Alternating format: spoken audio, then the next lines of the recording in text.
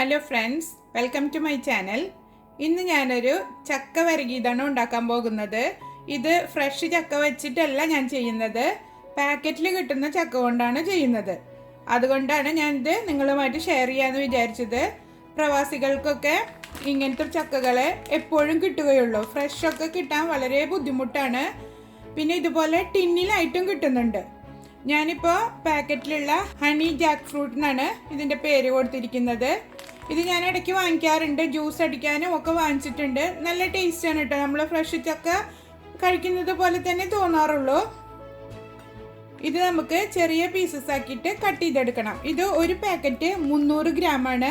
ഞാൻ ഇതേപോലത്തെ 4 പാക്കറ്റ് എടുത്തിട്ടാണ് ചെയ്യുന്നത്. നല്ല ഫ്രഷ് ചക്ക ചുള പറിച്ച് വെച്ച അതേ മണം തന്നെയാണ് ഇതിനുള്ളത്. ചക്ക ഞാൻ ചെറിയ കഷ്ണങ്ങളാക്കിയിട്ട് മുറിച്ചെടുത്തിട്ടുണ്ട്. ഇത് ഫ്രോസൺ ചക്കയാണ് കേട്ടോ. നന്നായി ഐസൊക്കെ വിട്ടതിന് ശേഷമാണ് ഞാൻ എടുത്തിരിക്കുന്നത്. മലേഷ്യൻ്റെ ആണ് ഇത്. നല്ല മധുരമുള്ള ചക്കയാണ്.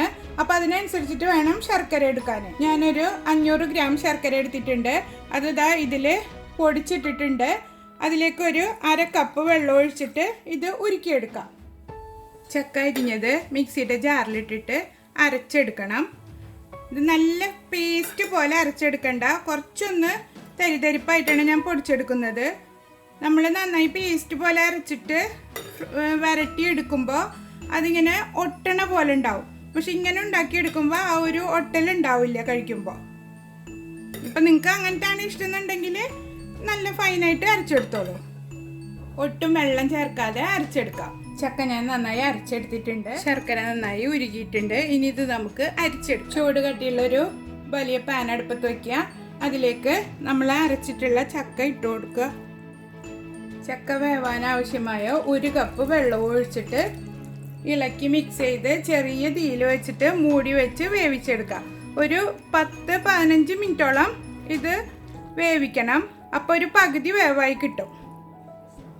ഇത്തിരി ഒന്ന് ഹൈറ്റുള്ള പാത്രം എടുക്കുകയാണ് നല്ലത്. കാരണം ഇത് കയ്യിലേക്ക് ബബിള് പൊട്ടിത്തെറിക്കാതിരിക്കാൻ എപ്പോഴും ഇത്തിരി ഹൈറ്റുള്ള പാത്രത്തിൽ തന്നെ വിരകിയെടുക്കുന്നതാണ് നല്ലത്. ഇനി നമുക്കിത് മൂടി വെച്ചിട്ട് 15 മിനിറ്റിന് ശേഷം നോക്കാം.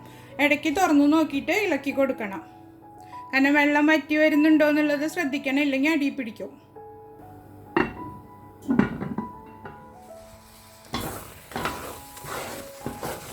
ചക്ക വെള്ളമൊക്കെ വറ്റി വന്നിട്ടുണ്ട്. ഇനി നമുക്കിതിലേക്ക് ശർക്കര ഉരുക്കിയത് ഒഴിച്ചു കൊടുക്കാം. ഞാനിപ്പോൾ ഇത് ഓൾറെഡി അരിച്ചു വെച്ചിരുന്നതാണ്. ഒരുപാട് വെള്ളം ഒഴിച്ചിട്ട് ഉരുക്കിയെടുക്കരുത്, അല്പം തിക്കിൽ തന്നെ ഉരുക്കിയെടുക്കുക. ഈ സമയം മുതൽ മാറാതെ ഇളക്കിക്കൊണ്ടിരിക്കുക. ഇത് വെച്ചിട്ട് വേറെ ജോലിക്കൊന്നും പോവരുത്, കൈയെടുക്കാതെ ഇളക്കിക്കൊണ്ടിരിക്കണം. ശർക്കര കുറച്ച് ഒഴിച്ചിട്ട് മധുരം നോക്കിയിട്ട് വേണമെങ്കിൽ വീണ്ടും ഒഴിച്ചു കൊടുത്താൽ മതി. ഒരുമിച്ച് തന്നെ ഒഴിച്ചു കഴിഞ്ഞാൽ ഒരുപാട് മധുരമായി പോയാൽ പിന്നെ ഒന്നും ചെയ്യാൻ പറ്റില്ല. ഇതെനിക്ക് പേഴ്സണലി ഒരുപാട് ഇഷ്ടമുള്ളൊരു ഡിഷാണ്.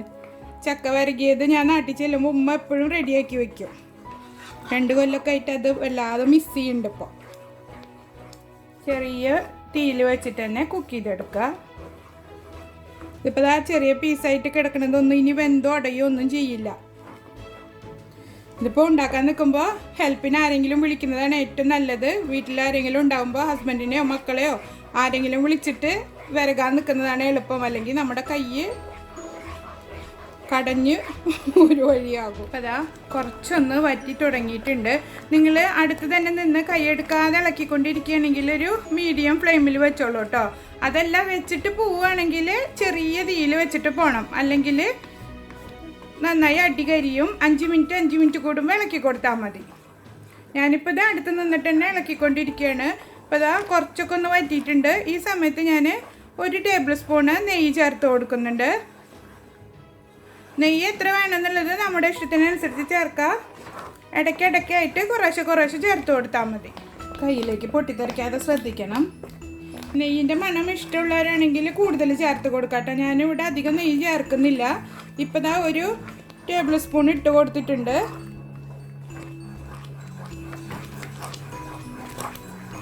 നന്നായി ഡ്രൈ ആയി വരുന്നത് വരെ ഇളക്കിക്കൊണ്ട് 1 വർഷമൊക്കെ സൂക്ഷിച്ച് വെക്കാനായിട്ട് ചെയ്യുകയാണെങ്കിൽ മധുരം നല്ലോണം ചേർത്തിട്ട് വരകിയെടുക്കണം. അതല്ല നമ്മൾ അപ്പോഴേക്കപ്പോഴുള്ള യൂസിനാണെങ്കിൽ പാകത്തിന് മധുരം ചേർത്തിട്ട് വരട്ടിയെടുത്താൽ മതി.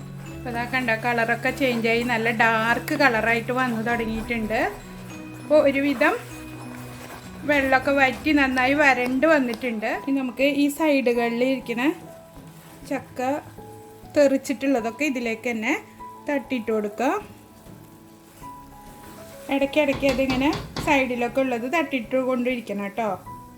ഒന്നും കൂടി മുറുകി വന്നിട്ടുണ്ട്. ഈ സമയത്ത് 1 ടീസ്പൂണ് നെയ്യ് ഒഴിച്ചു കൊടുക്കുന്നുണ്ട്. ഒരു സൈഡിലായിട്ട് ഒഴിച്ചു കൊടുത്താൽ മതി. എന്നിട്ട് നമുക്ക് ഇളക്കി മിക്സ് ചെയ്തെടുക്കാം. ഞാൻ എന്നും പറയുന്ന പോലെ എളുപ്പത്തിൽ ഉണ്ടാക്കിയെടുക്കാമെന്ന് പറയുന്നില്ല. അത്യാവശ്യം സമയമെടുത്ത് തന്നെ നമ്മൾ റെഡിയാക്കി എടുക്കണം. ഒരു 3/4 ടീസ്പൂണ് ഏലക്ക പൊടിച്ചത് ഇട്ട് കൊടുക്കുക. ഏലക്കയും പഞ്ചസാരയും ചേർത്തിട്ട് പൊടിച്ചെടുത്തതാണിത്. എന്നിട്ട് നന്നായി മിക്സ് ചെയ്തെടുക്കുക. അപ്പോൾ ഈ ഒരു തിക്നെസ്സിലാണ് ഇരിക്കുന്നത്. ഇനി ഞാൻ തീ നിർത്തി കൊടുക്കുകയാണ്. എന്നിട്ട് ഇതിപ്പോൾ നല്ല ചൂടിലാണ് ഇരിക്കുന്നത്. ഇതേ പാത്രത്തിൽ തന്നെ വെക്കുക. എന്നിട്ട് നമുക്ക് പിറ്റേ ദിവസം നാളെ ഞാൻ ഇത് കാണിച്ചു തരാം ഇതിൻ്റെ തിക്നെസ് എങ്ങനെയാണ് ഇരിക്കുന്നതെന്ന്. ഇത് മൂടി വയ്ക്കുക. നമ്മൾ മൂടുന്ന പാത്രത്തിൽ ഒട്ടും വെള്ളം ഉണ്ടാവാനൊന്നും പാടില്ല.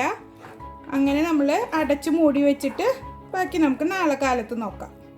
അപ്പോൾ ഞാനിത് രാത്രിയാണ് ഉണ്ടാക്കിയിരിക്കുന്നത്. ഇനി നാളെ രാവിലെ കാണിച്ചു തരാം. അപ്പോൾ പിറ്റേ ദിവസം ഇതിൻ്റെ കളറ് കണ്ടില്ലേ, നന്നായി കറുത്ത കളറായിട്ടുണ്ട്. നന്നായി ഡ്രൈ ആയിട്ടാണ് ഇരിക്കുന്നത്, കണ്ടില്ലേ.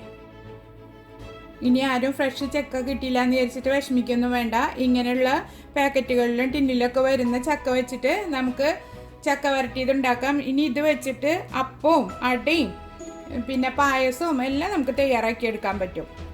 ഇത് കുട്ടികൾക്ക് ബ്രെഡിലും ചപ്പാത്തിയിലൊക്കെ പരട്ടി കൊടുക്കുകയും ചെയ്യാം. ജാമ് പോലെ നമുക്ക് പരട്ടി കൊടുക്കുകയും ചെയ്യാം. അപ്പോൾ എല്ലാവരും ട്രൈ ചെയ്ത് നോക്കുക. ഇതിപ്പോൾ നിങ്ങൾ ഇങ്ങനെ ഉണ്ടാക്കി കൊടുത്താൽ ആരും പറയില്ലത് ഫ്രോസൺ ചക്ക വെച്ചിട്ടാണ് ഉണ്ടാക്കിയിരിക്കുന്നതെന്ന്. അപ്പോൾ ഈ വീഡിയോ ഇഷ്ടപ്പെട്ടെങ്കിൽ ഫ്രണ്ട്സിനും റിലേറ്റീവ്സിനും ഷെയർ ചെയ്ത് കൊടുക്കുക. ഇനി വരുന്ന വീഡിയോകൾ കാണാൻ വേണ്ടി ബെല്ലൈക്കൺ ഓണാക്കി വെക്കുക. അപ്പോൾ ഇനി അടുത്തൊരു വീഡിയോയുമായിട്ട് വീണ്ടും കാണാം. ബൈ.